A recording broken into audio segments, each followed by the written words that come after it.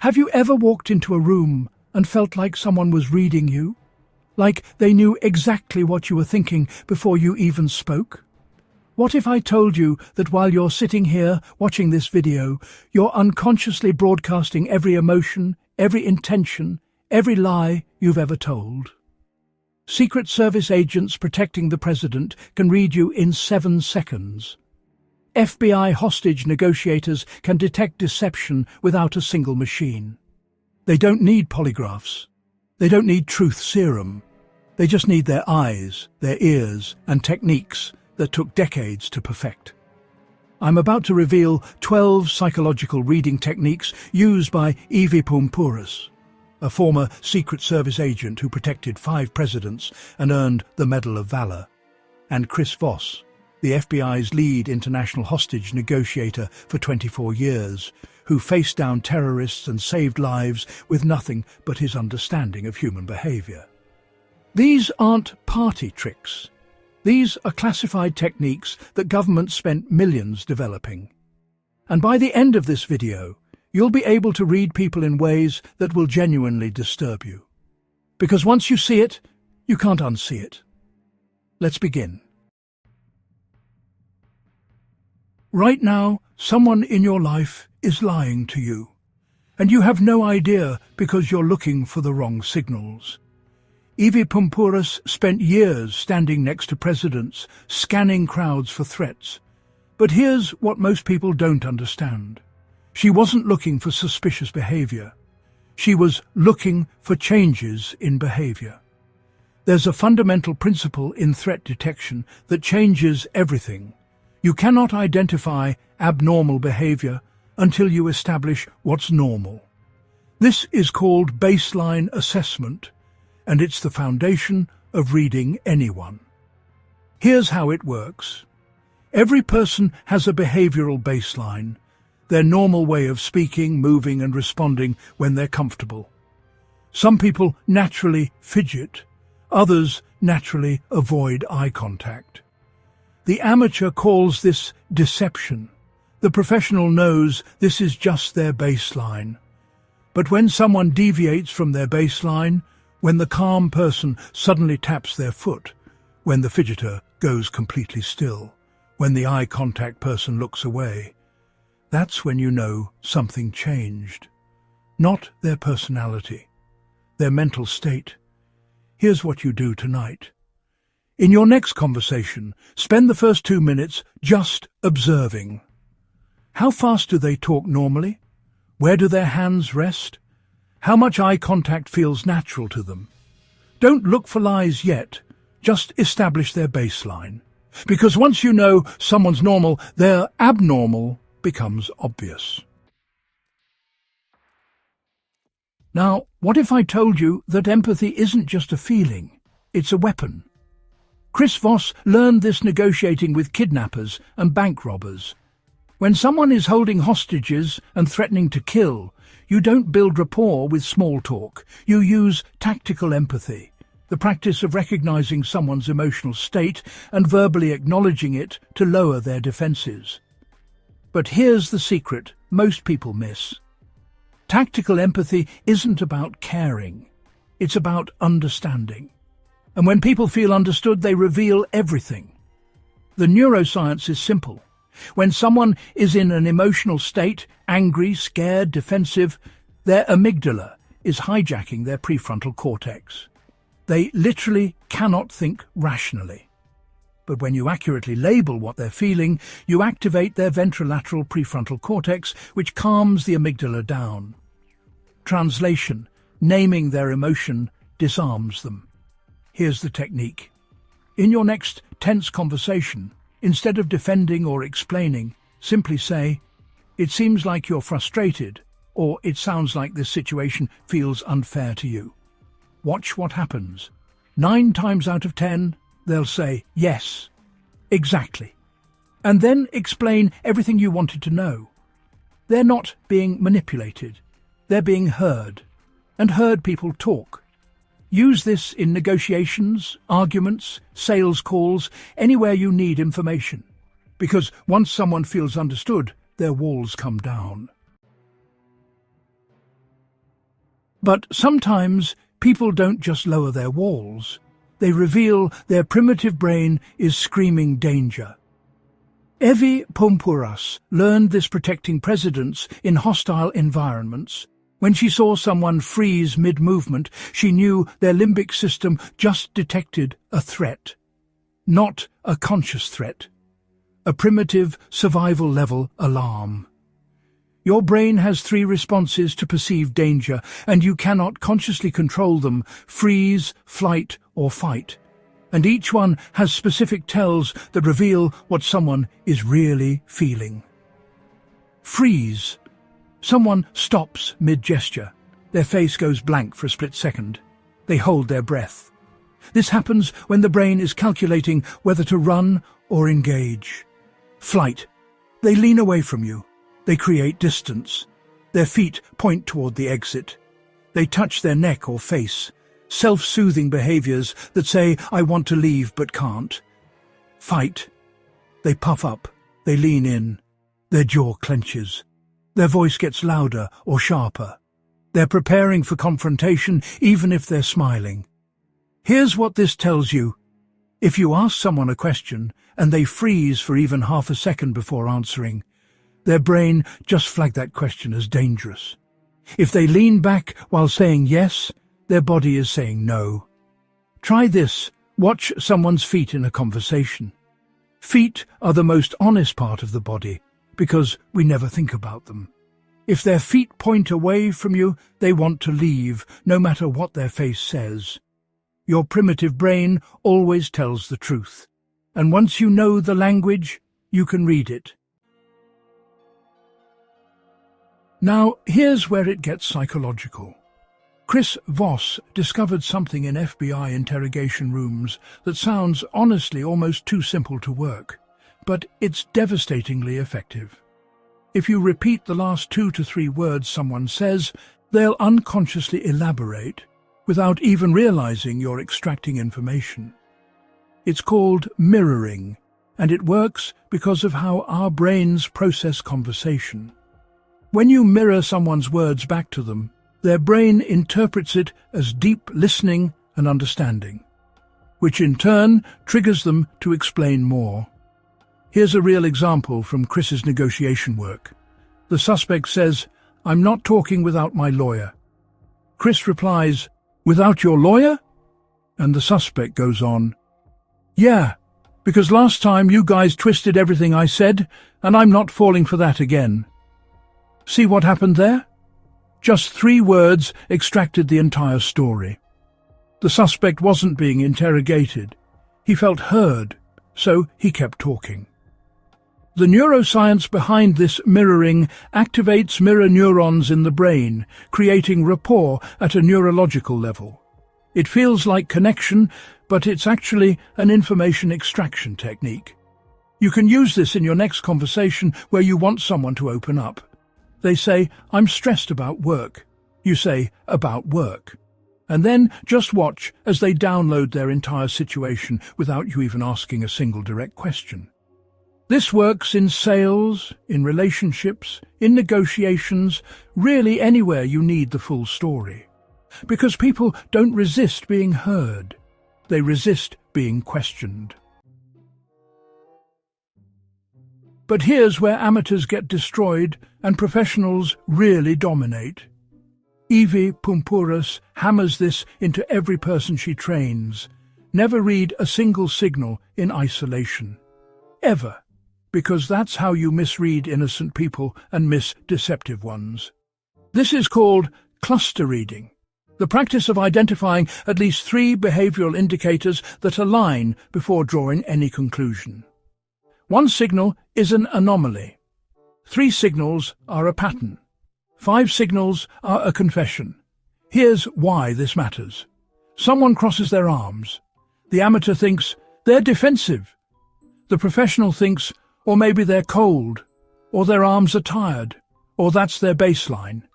But if they cross their arms and lean back and their voice, pitch, rises, and they touch their face, and their breathing quickens, now you've got a cluster. Now you know something's wrong. The science is pretty clear. Behavioral analysis is about pattern recognition, not isolated incidents. The more congruent signals you observe, the higher your accuracy rate becomes. Single signals have roughly 55% accuracy. 3 signal clusters jump to 85%. 5 signal clusters approach 95%. Here's your homework. Stop jumping to conclusions from one behavior. Start counting. Did you see 3 different indicators that all point the same direction? If not, keep observing, because the truth isn't in one tell. It's in the convergence of multiple tells. And honestly, this is how professionals separate truth from noise. Now, let me teach you something that works even when you can't see someone's face. Both Evy and Chris spent years analyzing voice patterns because in their work, phone negotiations, radio communications, interrogations, sometimes the voice is all you have. And the voice doesn't lie. There are 3 specific vocal indicators that reveal when someone is constructing a lie versus recalling the truth. First, pitch elevation. When people lie, their vocal cords tighten from stress, raising their pitch. It's involuntary. Even trained liars struggle to control it. Second, pace disruption. Truth has a smooth, consistent pace. Lies require mental construction, which creates micro-pauses and speed variations as the brain fabricates details. Third, word choice complexity. Truthful people use contractions and simple language. Liars over-explain and avoid contractions because they're cognitively loading themselves trying to keep the story straight. Here's a real-world example. Ask someone, "Did you finish that report?" Truth sounds like, "Yeah, I finished it around 3 p.m. and sent it to you." Deception sounds like, "I did complete the report. I was working on it throughout the afternoon, and I believe I submitted it to you." See the difference? No contractions, formal language, hedging words like believe. These are cognitive load indicators. Try this on your next phone call. Listen for pitch, pace, and complexity. The person who suddenly sounds like they're reading a legal document. They're not recalling, they're constructing. But sometimes the most powerful technique isn't what you say, it's what you don't say. Chris Voss calls this strategic silence, and honestly, it's one of the most uncomfortable yet effective tools in psychological reading. When you ask a question and then simply wait, say nothing, maintain eye contact, let the silence expand, people will fill that void with information they never intended to reveal. Here's the psychology behind it. Humans are neurologically wired to avoid uncomfortable silence. It creates this social anxiety that, honestly, most people can't tolerate for more than 3 to 5 seconds. So they talk.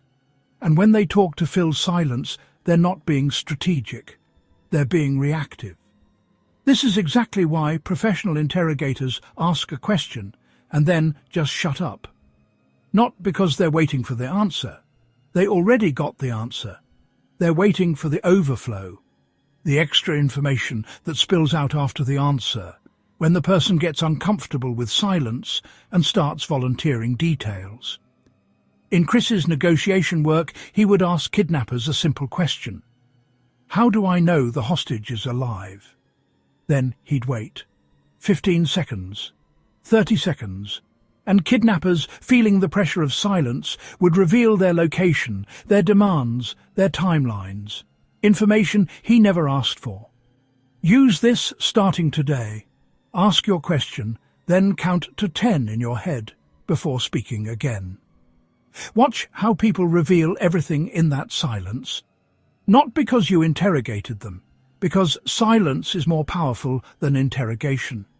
Most people fear silence. Professionals, though, they weaponize it.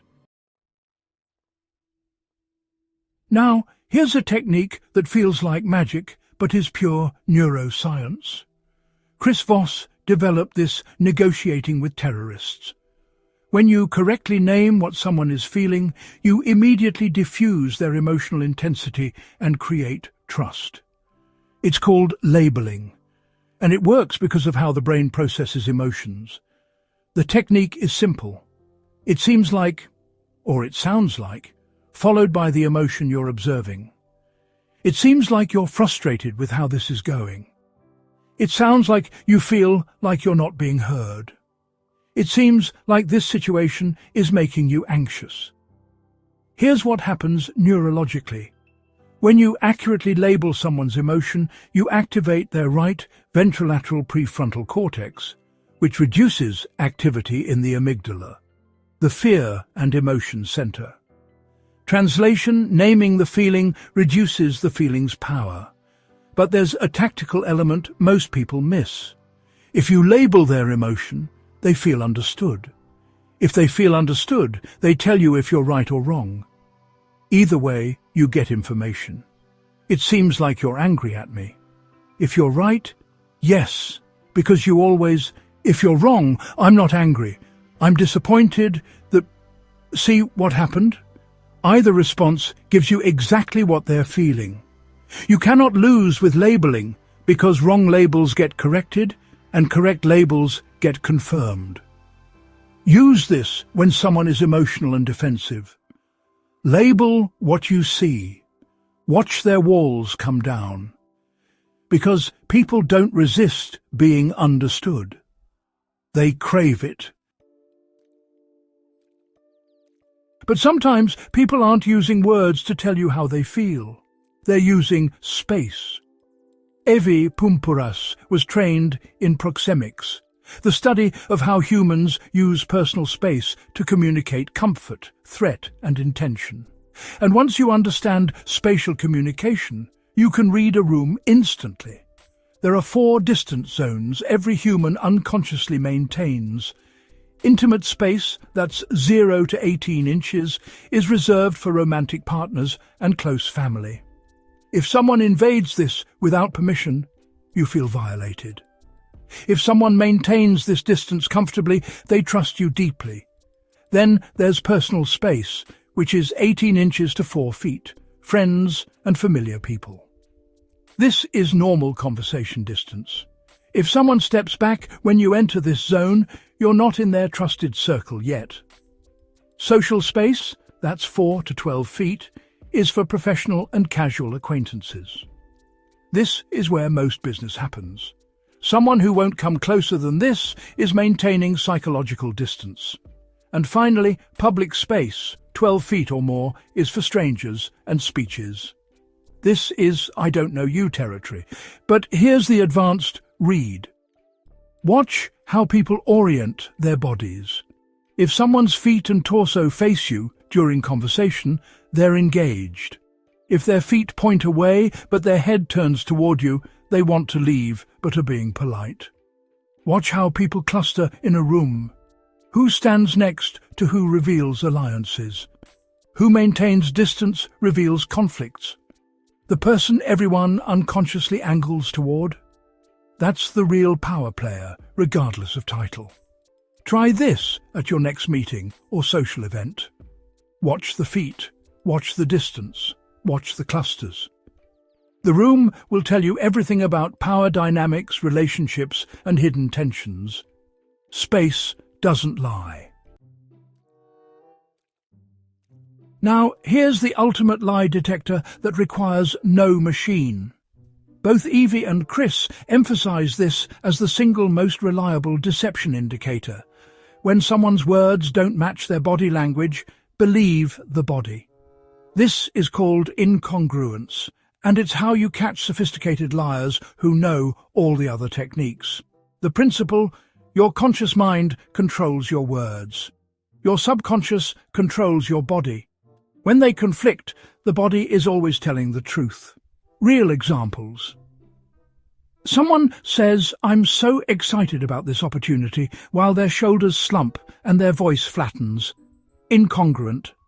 The words say excitement. The body says dread. Someone says, "No, "I'm not angry," while their jaw clenches and their face flushes. Incongruent. The words deny, the body confirms. Someone says, "Yes, I agree with you completely," while shaking their head slightly. Incongruent. The mouth says yes, the head says no. The neuroscience lying requires cognitive load. Your brain is working hard to construct the false narrative, which means it has fewer resources to control micro-expressions and body language.